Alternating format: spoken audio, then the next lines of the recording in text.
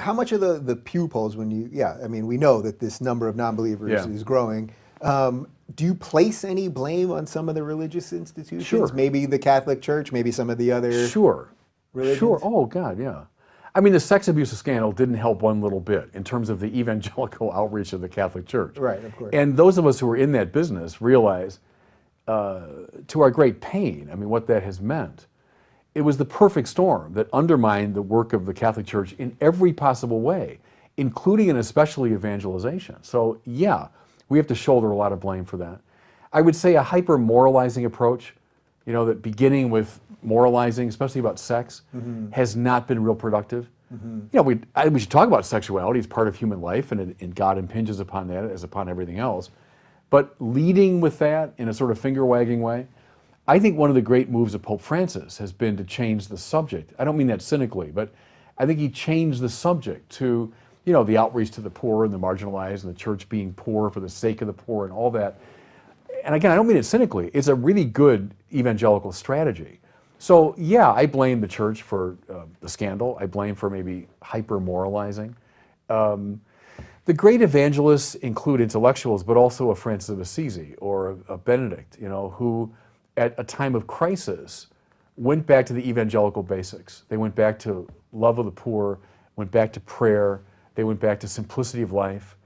I think we have to do that in the church now. So yeah, I do put a fair amount of blame on the church. Yeah, so I don't want to spend a lot of time on the child sex scandal, but I think a certain amount of people will, no matter what, wherever we get to with it, within just a few minutes, will say that I didn't spend enough time on it, or I let you off the hook or something. So where, without getting into all the past, where is the church now with this? I mean, do you really feel that the pieces and the people that had to be removed and the systems that were in place that protected people and moved people to different areas and in parts of the country and in parts of other countries, all of this stuff, is this really cleaned up as far as you know? Where is the church? To a very large degree. I mean, I think the church responded massively well.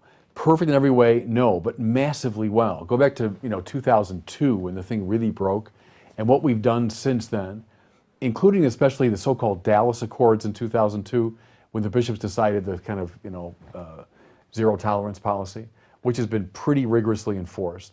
The church has paid out now well in excess of $1 billion in reparations. What was the policy beforehand?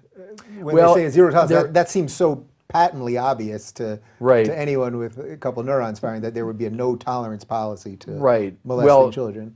I'm not sure if it was formulated as a policy, but there was a kind of assumption that in some cases, if someone got the requisite psychological treatment and evaluation, they could be returned to ministry in certain circumstances.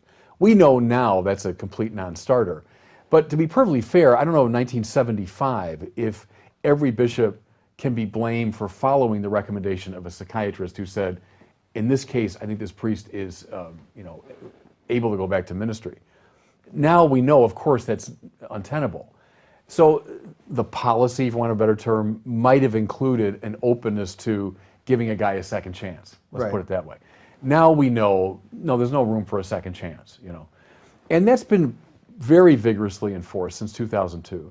I was a seminary rector, for 3 years, so I interviewed every single guy coming in, and I can tell you the amount of background checks, criminal background checks, all that done on every single guy, the amount of intense psychological and spiritual formation around sexual issues, all of that is massively in place now.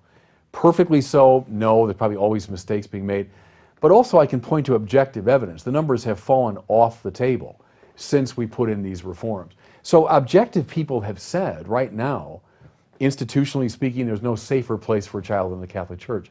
And I think that's credible, given what we have in place for every church employee, not just priests, but anyone working for the church. Well, no safer place meaning safer than a secular school, or? Yeah, the amount of safeguards in place now, institutionally, within the Catholic faith, makes it the safest place for a child. Now, that's not for a minute exonerating what went on, which was horrific. And priests, I think you can guess that easily enough, feel it so powerfully because our work and our reputation, all that is so profoundly compromised. So I mean, we get it. We certainly get how horrific this was. And The suffering that so many went through, I mean, it's beyond words. And a lot of us, of course, have met with victims. I don't think they entirely, certainly they didn't entirely get it 30 years ago of the level of victimization, you know. We get it now. What do you think the sort of spiritual or karmic or even literal real world piece of this is there? That a place where people go to find meaning and peace and spiritual freedom or whatever they're looking for, and for so many people, virtually the most horrific thing could happen. Not, you know, not you got punched or something, like really what would be, life-changingly horrific.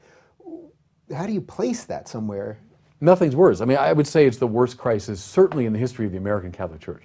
If you'd asked me 25 years ago what was the worst time for American Catholicism, I would have said mid-19th century when they were burning down convents and there were political parties organized against the Catholic Church. But clearly, the greatest crisis, the greatest scandal in our history has been the last 25 years.